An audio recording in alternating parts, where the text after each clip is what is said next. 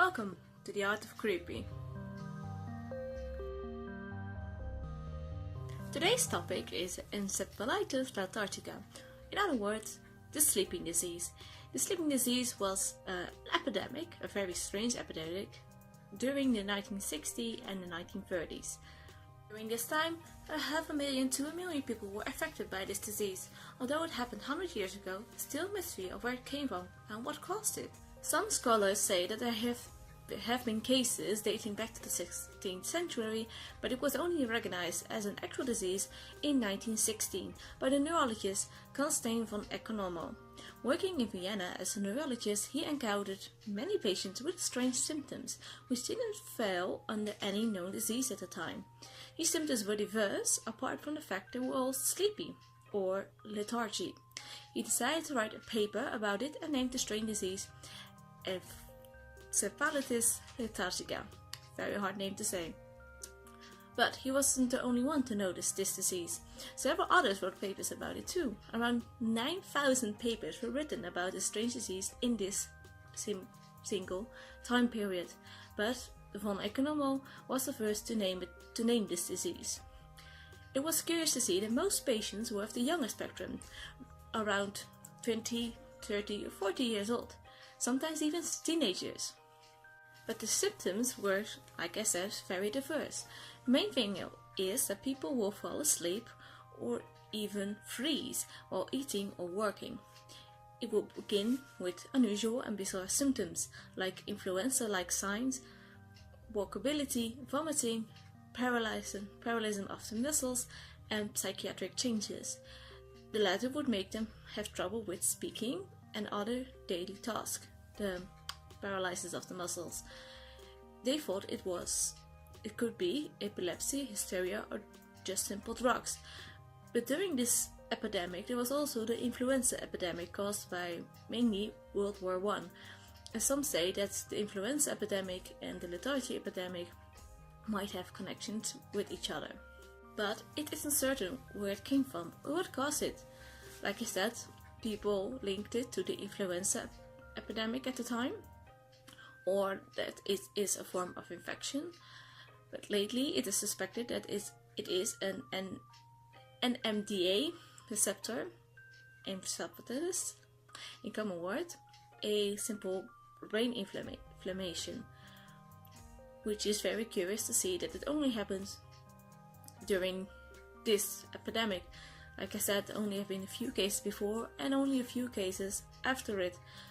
Since 1941, there only have been around 200 cases of this disease until now, but because it's not certain, because the symptoms can be very different, the diagnosis for this disease is just very difficult to make.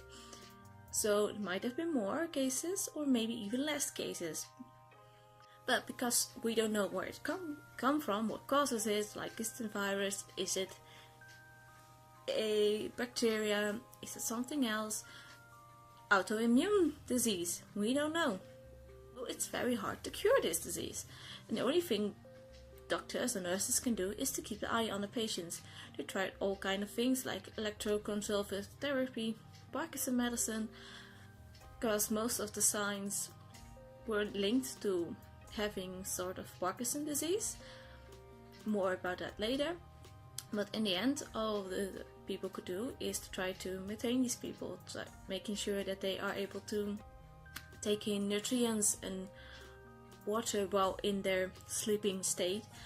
And because of the muscle spasms, what they can do is afterward is helping them with speech training or physiotherapy to make them recover and heal them full.